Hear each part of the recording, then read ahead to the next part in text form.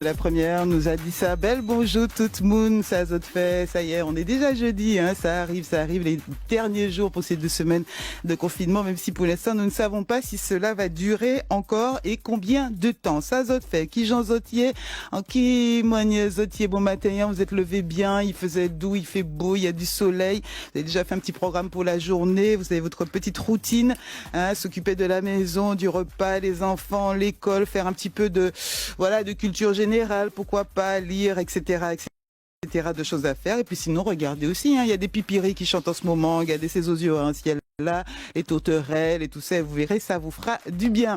Allez, on va vous aider, vous ouvrir l'antenne bien sûr ce matin, c'est Maître Morias qui sera avec nous, hein, vous le savez, jusqu'à 10h avec des questions, mais aussi, pourquoi pas, de l'information sur, il y a des gens qui se sont certainement fait contrôler, il y en a qui ont pris des contraventions, il y en a qui se disent, si je sors et que j'ai une contravention, Bon, comment est-ce que je peux me défendre alors que je n'avais peut-être pas le papier, mais que j'avais vraiment un besoin urgent et essentiel? Ce sont des questions que vous pourrez peut-être lui poser également. On a eu beaucoup aussi de demandes par rapport aux paiements qui n'ont pas pu, des règlements que vous n'avez pas pu faire et que vous êtes ou sanctionné ou majoré, ou encore, j'ai entendu ce matin, on a coupé le téléphone pour des personnes qui n'ont pas pu régler leurs factures. Toutes ces questions, pourquoi pas, pourront venir ce matin au 63 23 23 avec Maître Morias. Et puis bien avant ça, on fera un petit point également avec Guy Albert Ruffin sur la situation notamment des couples à l'antenne, qui vivent le confinement et certainement avec certaines difficultés. Allez, la musique, c'est Admiralty, nous a fait ce beau cadeau, Coronavirus. Mes chers compatriotes de l'Hexagone et d'Outre-mer. On va tous mourir. Voilà, coronavirus, science-fiction, comme une réalité. Pas ni vaccin, donc tout le monde a confiné. Je te fais pas la bise, ma ça se contamine. Pas moi la main. Pas fait-moi la bise, moi t'es pour partir de même, moi t'es fait les valises. On va tous mourir. Puis ça empiré. Y'a qu'à ça, ouais, t'es confiné. Basta la dangereux. Le monde qui paniqué, qui a tweeté, y'a qui s'inquiétine, y'a j'étais tourisme visité. Mais les autorités sans hésiter, préférez éviter. Quand mondial est la crise. Coronavirus, science-fiction, comme une réalité. Pas ni vaccin, donc tout le monde a confiné. Je te fais pas la bise, ma ça se contamine. Je te fais pas la bise. Coronavirus, science-fiction, comme une réalité. Pas ni vaccin, donc tout le monde a confiné. Je te fais pas la bise. Je te fais pas la bise. Qu'on a gagou, oui, qu'on a grippe. Better run quick. À Paris, match football qu'a joué sans public. Macron, président de la République. Pas de panique, masque, pichel, hydroalcoolique. Toi, italien, c'est pas bon, donc pas bon, peut pas accoster. C'est ma bloc là, ça monte à poster. Est-ce la guerre bactériologique? Prédiction biblique ou la nature qui fait bon nous en leçon? Coronavirus, science-fiction, dans une réalité. Pas ni vaccin, donc tout le monde a confiné. Je te fais pas la bise. Je te fais pas la bise. Coronavirus, science-fiction, dans une réalité. Pas ni vaccin, donc tout le monde a confiné. Je te fais pas la bise. Je te fais pas la bise. Scientifique à protégramme, pour trouver un remède. Parce que chaque jour plein d'hommes, vieille madame cadette. Les bidons la reine, qu'a crié bon Dieu y'a l'aide. Pas mon pas savent qui tant, ça caille fini. Certains tellement stressés, donc ils préfèrent plaisanter. Mais coronavirus, pas qu'à plaisanter. Il pas qu'à plaisanter. Non. Coronavirus, science-fiction, comme une réalité. Pas ni vaccin, donc tout le monde a confiné. Je te fais pas la bise, ma ça se contamine. Je te fais pas la bise. Coronavirus, science-fiction, comme une réalité. Pas ni vaccin, donc tout le monde a confiné. Je te fais pas la bise. Je te fais pas la bise. Pas moi la main. Pas fais-moi la bise. Moi t'es pour partir de même, moi t'es fait les valises. On va tous mourir. Puis ça empiré. Y'a qu'à ça, ouais, t'es confiné. Basta la dangereux. Le monde qui a paniqué, qui a tweeté, y'a qui s'inquiétine, y'a j'étais tourisme visité. Mais les autorités sans hésiter, préférez éviter. Quand mondial est la crise. Coronavirus, science-fiction, comme une réalité. Pas ni vaccin, donc tout le monde a confiné. Je te fais pas la bise. Je te fais pas la bise. Coronavirus, science-fiction, comme une réalité. Pas ni vaccin, donc tout le monde a confiné. Je te fais pas la bise. Je te fais pas la bise. Mieux vaut le savoir. Place aux experts.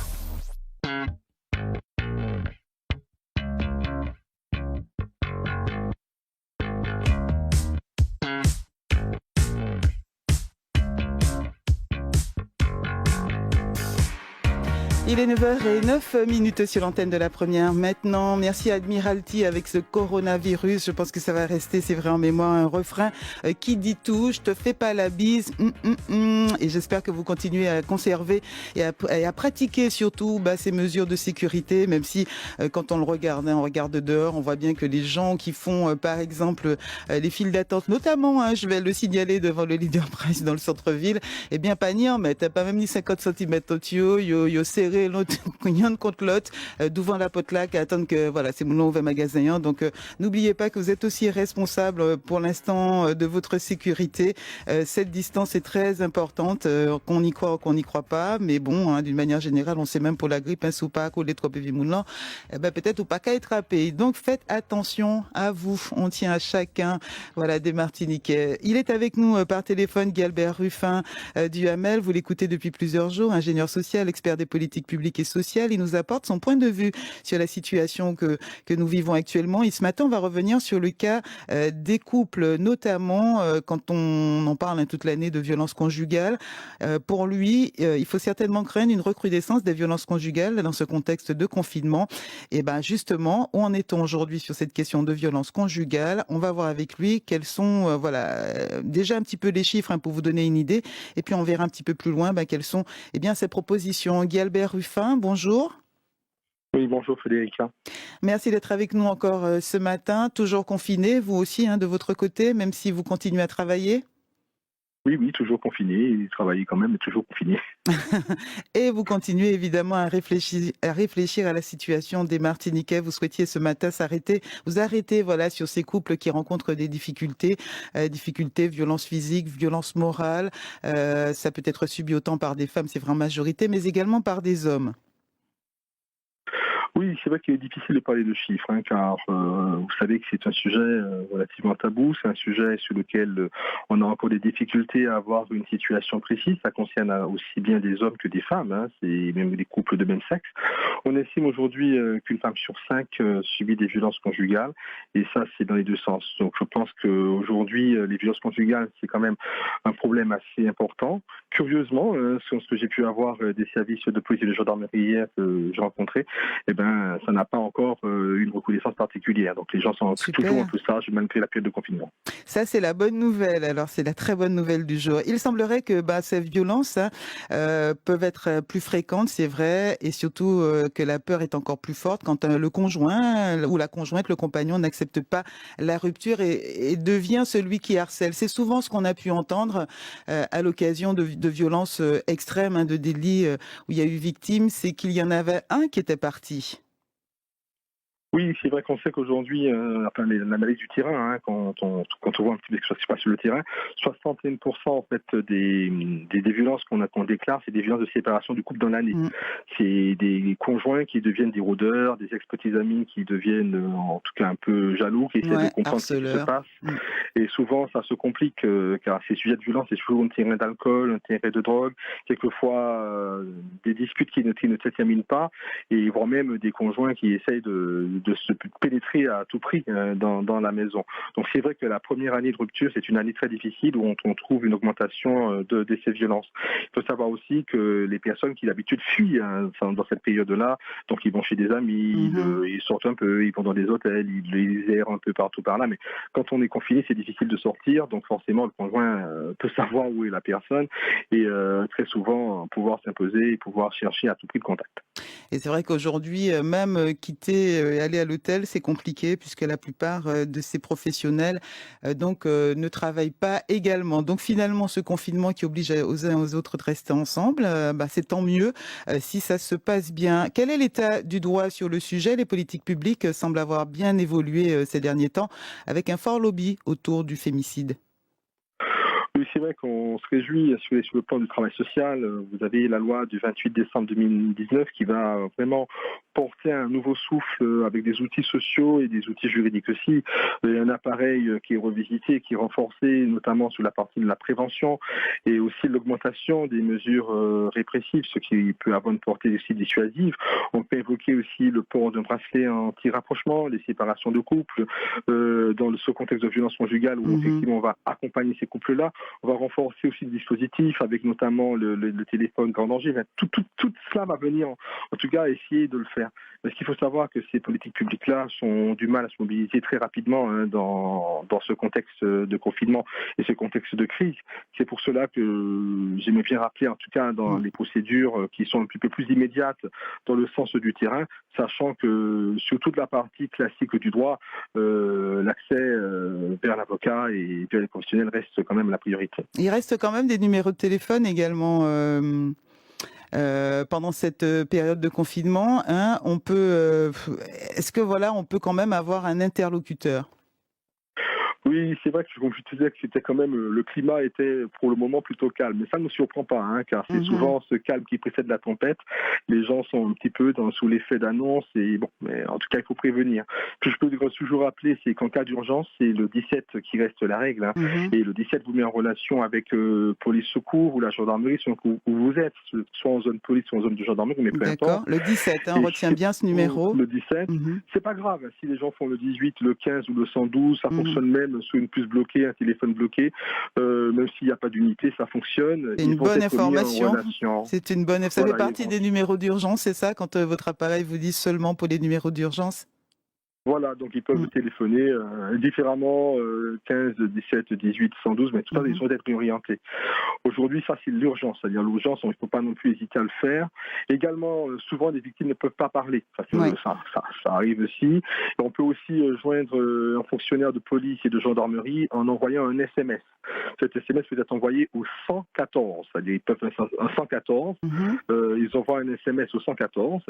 C'est un service qui est accessible 24 heures sur 24 et 7 jours sur 7 et qui peut aider les personnes qui ne peuvent pas parler pour une raison ou une autre. Ils nous envoient un SMS, de toute façon ils seront localisés et les secours arriveront face à cette situation. Donc je rappelle bien, par SMS 114, un SMS suffit, pas besoin d'être trop bavard.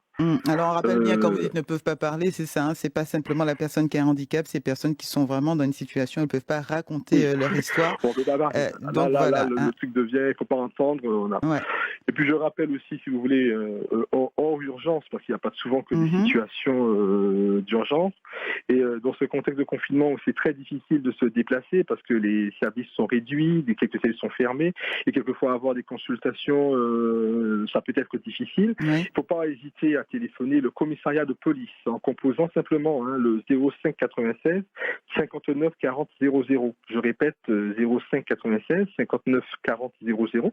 C'est le commissariat de police, et demander à être mis en relation avec la brigade de protection de la famille. Alors, il demande à l'opérateur d'être mis en relation avec la brigade de protection de la famille. Il est préférable d'appeler dans les jours ouvrés, à savoir 7h30, 18h30 en général, mais s'ils appellent en dehors de ces horaires, ces jours ouvrés, c'est pas grave, ils demandent aux fonctionnaires de police qu'ils vont avoir au bout du fil de les mettre en relation, de demander à ce que un officier ou un enquêteur de la brigade les rappelle. C'est une mesure qui est très très bien parce qu'en fait ils font un travail de fond, ce que je tiens vraiment à saluer, le travail que font ces policiers au quotidien pour orienter, écouter, porter des conseils, aider à porter plainte ou encore à définir une politique ou encore avoir l'accès à un avocat, à la maison du droit. Ils peuvent vraiment donner des conseils et porter une attente. Il y a aussi, ils peuvent être mis en relation avec un assistant de service social ou encore un psychologue de la police et qui donne des conseils. Donc c'est gratuit en cas de doute ou on veut signaler quelque chose, avoir quelqu'un qui parlait, ne pas hésiter à appeler le conseil de police au 59 40 00 et demander la brigade de protection de la famille. On sera d'ailleurs ce matin avec une avocate, on pourra, si certaines personnes se trouvent dans cette situation, encore besoin de conseils, vous pourrez nous appeler au 05 96 63 23 23 pour échanger avec l'avocate. Les avocats qui sont évidemment font partie de ces personnes qui accompagnent les victimes. Existe-t-il d'autres moyens de joindre la police ou pour avoir des informations ? Absolument. Depuis quelque temps, il y a ce qu'on appelle une messagerie sécurisée, c'est un chat, hein, on peut parler en direct avec la police, comme on parle sur WhatsApp, on peut parler avec la police comme ça, via Internet, et ça fonctionne en Martinique. Donc c'est très pratique pour les personnes, ils peuvent accéder via le service public, ils tapent sur Internet chat avec la police, hein, sur Google, ils vont avoir ça. C'est un service qui est très intéressant et qui permet aux personnes de discuter en direct via Internet avec des fonctionnaires de police et de pouvoir avoir des conseils orientés. Et il y a une fonction qui est très intéressante, c'est-à-dire en cas d'urgence où la personne a fait une dette violente pour y arriver, il y a une touche, un clic où on peut tout disparaît, tout s'efface instantanément. Et aussi cette personne peut être retrouvée en fonction du contexte puisque la IP est tracée.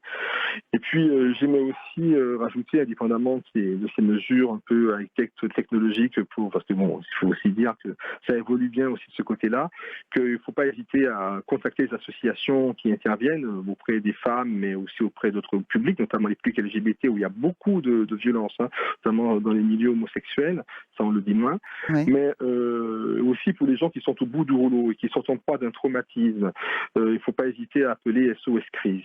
Ça, c'est important. SOS Crise, je rappelle le numéro, c'est le 0800 100 811. Je répète, 0800 100 811. Et 7 jours sur 7, ils vont être mis en relation avec des personnes qui vont les écouter pour prévenir la souffrance psychique, les psychotraumatismes et les risques suicidaires. Parce que là aussi, il ne faut pas rester non plus avec un traumatisme comme ça. Souvent, appeler la police, c'est bien, mais il faut être aussi accompagné.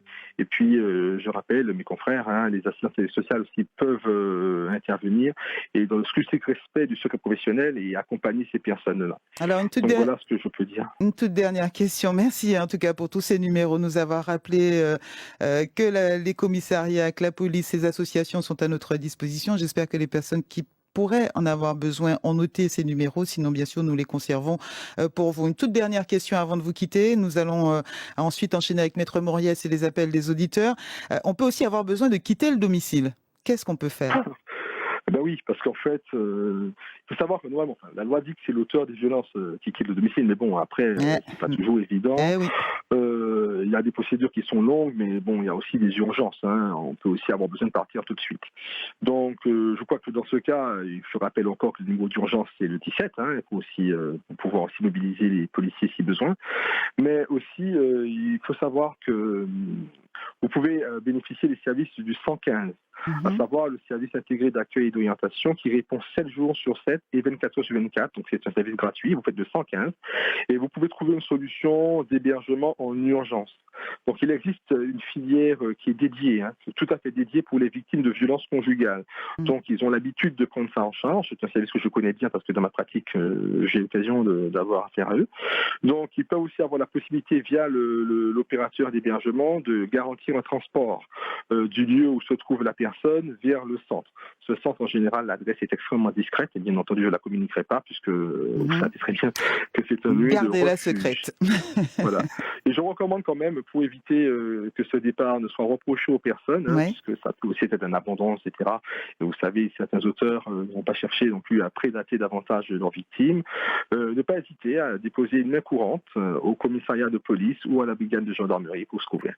Merci pour tous ces renseignements que vous venez de nous apporter encore une fois ce matin, Guy-Albert Ruffin du UAML.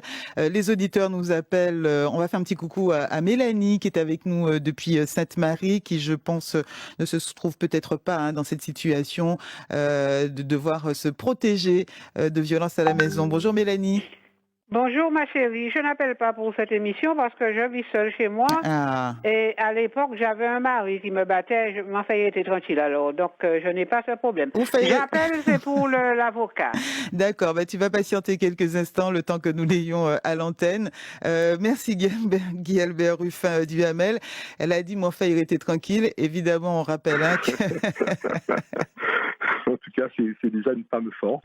Et il faut le souligner, ça aussi, ça a de l'importance, mais dans les bonnes règles. Mais on rappelle que utiliser aujourd'hui le droit, utiliser les associations, utiliser effectivement les dispositifs sociaux qui sont à votre disposition, c'est aussi une façon peut-être de faire, comme on dit, comme elle a dit, de freiner l'autre, de freiner votre harceleur ou celui qui, votre oppresseur. N'hésitez pas, restez pas dans votre coin, même si on est en situation de confinement. Et si ça peut, j'ai entendu une auditrice nous disait hier qu'elle avait noté noté ou constaté que des hommes dormaient dans leur voiture. Et là, ça rigolait. Elle disait, bon voilà, effectivement, quand le confinement n'est pas possible, quand rester sous le même toit n'est pas possible, certains font le choix d'aller prendre un petit peu de repos dans la voiture. Donc l'éloignement, ça fonctionne toujours apparemment. Merci, on se retrouve demain matin. Ok, parfait Frédéric. Excellente journée à vous. Bye bye. 9h24 sur notre antenne. On va accueillir la musique. C'est Max Telef avec Mandoline. Vous pouvez composer le 63 23 23 à partir de maintenant pour échanger avec l'avocate.